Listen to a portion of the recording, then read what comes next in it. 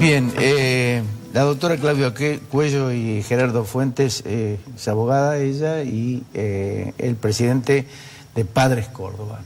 Que Padres Córdoba es la organización que lucha permanentemente por la falsa denuncia de violencia familiar que impide que sus padres o que los padres puedan volver a ver a sus hijos con la complicidad de quien denuncia y muchas veces de la justicia.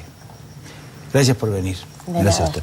¿Es habitual esto, doctora? Y esto desde que la ley de violencia familiar ha tomado un pico en cuanto a la defensa de los derechos de las mujeres, que son absolutamente prioritarios, comprensibles, lo digo como mujer también, pero lamentablemente las progenitoras, y digo esto porque en su mayoría son las mamás, han utilizado esta veta para obtener lo que no podrían obtener en el juzgado de familia.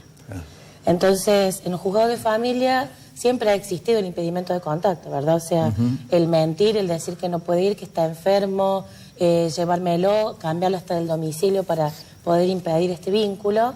Digamos que la denuncia por violencia familiar llega para reforzar o hacer entrar por la ventana lo que no puede entrar por la puerta.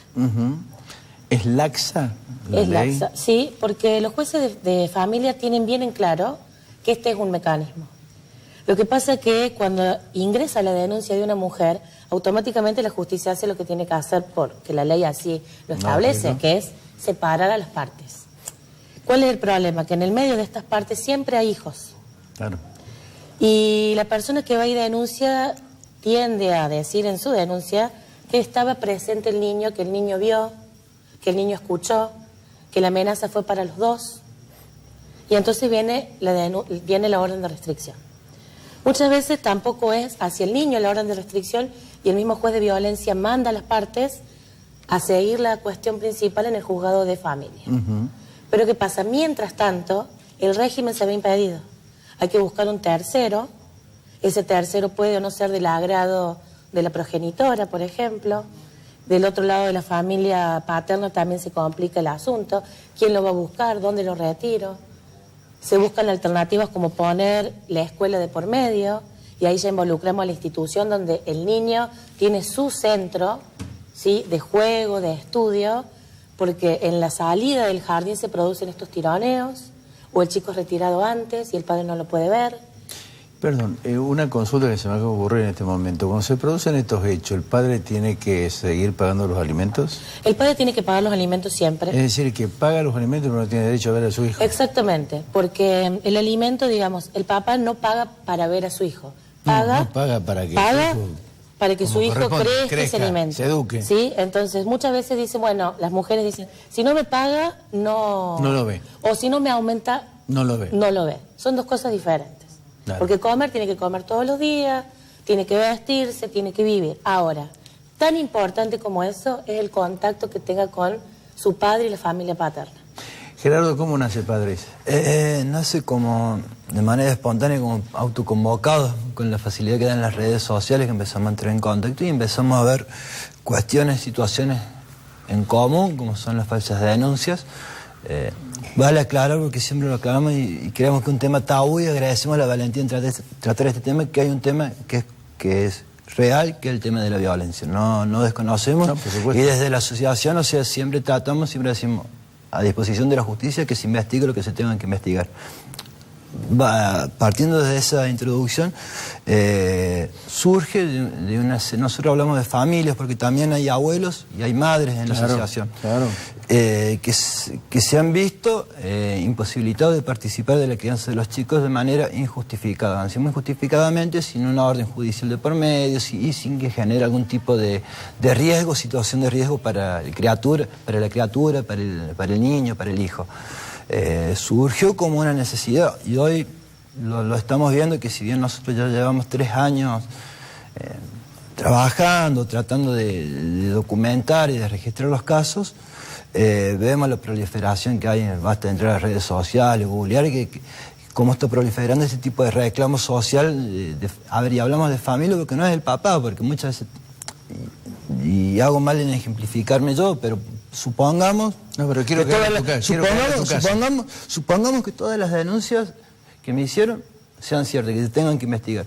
la abuela, la tía, el primo, y que es ahí donde nosotros evidenciamos una postura obstructora y hasta se puede llegar a decir un abuso del título de propiedad del hijo, que se le otorgan muchas veces en los tribunales de justicia con esta inacción. En tu caso, más que denuncia fue una persecución lo tuyo.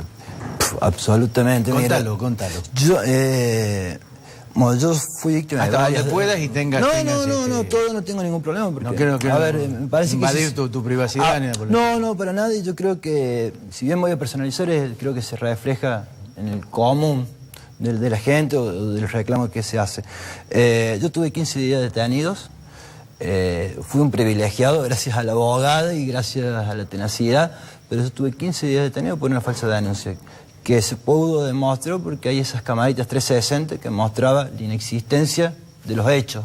O sea, de que ella, cuando dijo que yo hice lo que hice, una amenaza, fue amenaza, siempre son cosas generalmente abstractas, incomprobables también. Claro. Que yo no estaba, o en el horario que denunció, nunca fue inexistente el hecho. Por eso yo salí en libertad, pero estuve 15 días detenido. Obviamente con una seguidilla de otras denuncias. Y es increíble cuando uno empieza a hacer el paralelismo, y que eso nos dimos cuenta cuando la doctora empezó a tratar de evidenciar en la fiscalía mi situación, el paralelismo que hay en lo que es familia, en los fueros de familia, y las otras instancias que se han ido generando en las denuncias en civil, denuncias de violencia o en penal. Es increíble el paralelismo. O sea, yo salía de una audiencia, mientras yo calculo que me iba a mi casa contento porque insisto, yo en mi favor tengo 7 resoluciones favorables en familia en cuanto al contacto con mi hija. Yo mientras me iba a mi casa contento, como en el tótem que significaba tener la aprobación del juez para tener el contacto con mi hija, yo calculo que se estaba yendo a una unidad judicial a realizar una denuncia. Sí, es sistemático. Es más, yo saliendo, estando ya en libertad y habiendo salido de esa situación, siguieron las denuncias. ¿Podés verte a tu hija? No, desde agosto del año pasado, que en un jardín donde la mamá la inscribió el año pasado, ella misma para fines de agosto la retiró del jardín, porque uno de los últimos acuerdos vigentes era que yo la retirara a la gorda desde el jardín para no cruzar, para evitar las denuncias y cualquier situación que se pueda afectar a la confusión. ¿Te pusiste un...? Sí. Es absolutamente invasivo y degradante como persona. Invasivo. Yo para venir acá, yo tuve que llamar al centro de monitoreo y decir que yo iba a estar acá porque posiblemente tengo que andar con un agrimensor. Tengo una restricción de 1500 metros por la tobillera. Cuando estoy a esa distancia, al monitoreo les salto como una chicharra, les aviso, les notifico, no sé cómo funciona internamente el sistema. Y yo tengo que avisar que de acá voy a estar a las 5, hasta tal hora, cuando me retire, constantemente monitoreado. Obviamente no puedo andar por el centro si yo quiero salir al cine. ¿Se dio el caso de que ella denunciara y vos no estabas en ese lugar a raíz de la tobillera? No, todavía no, porque obviamente que la notifican ella también, y ella sabe que en ese tengo este resguardo. Gracias a Dios no, y porque estamos tramitando además. Cuando el abogado me lo propuso, obviamente que vos siempre decís, te estás exponiendo mucho, pero estamos en unas instancias que ya estamos, por todo el conflicto de familias, digamos, no podíamos arriesgarlo más. Claro. Es como que ya habíamos agotado toda la vía judicial. ¿Cómo se arregla esa discrepancia o esa antinomia que existe entre el juzgado de familia y los otros juzgados? Es que no hay arreglo. No hay arreglo. No hay arreglo porque el juez de violencia le manda al juez de familia. El juez de familia es el que tiene el toro por las astas. El problema es que cuando hay un impedimento, ¿quién interviene? El fiscal. El fiscal trata de hacer lo que le dice la escueta ley de 3 artículos, restablece el contacto, que tampoco se hace porque tampoco van a la audiencia o van con un escrito diciendo que no van porque, y entonces no se produce, y vuelve al juzgado de origen. Y en el juzgado de origen, ¿qué es lo que queda? Plantear el cambio del cuidado personal, que es la última de las herramientas que el juzgado aplica frente a un padre que es obstructor. O sea, viene el apercibimiento, viene la multa económica, y cuando se termina la multa económica viene el cambio del cuidado personal. Y en ese trámite estamos. El problema es que en el mientras tanto, él sigue sin ver a su hija, como muchos padres, y luego la revinculación es otro proceso para ver en qué estado está el niño o la niña que dejó de ver a ese papá y una mamá que dice le tiene miedo. Yo pregunto, ¿a miedo a qué? ¿O miedo a la idea de qué? Porque es un miedo que no generó el padre que no está en contacto, sino el padre que está en contacto. Y esa es una forma de hacer violencia hacia los niños. Hacia los niños. Hacia los niños. ¿Cuántos miembros tiene Padres? Padres tienen 1530. O sea, Y- 1530 padres que no ven hay a sus hijos. 1530 casos de padres que están impedidos, que no pueden participar de la crianza de sus Que hijos. son a los que tenemos acceso nosotros, evidentemente, en el interior. Y, o sea, Es mucho más.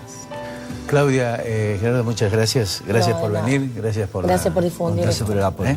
Gracias por el... Nos vamos, esto ha sido todo por hoy. Nos volvemos a encontrar el próximo miércoles en otra mesa de diálogo. Que tengan muy buenas noches.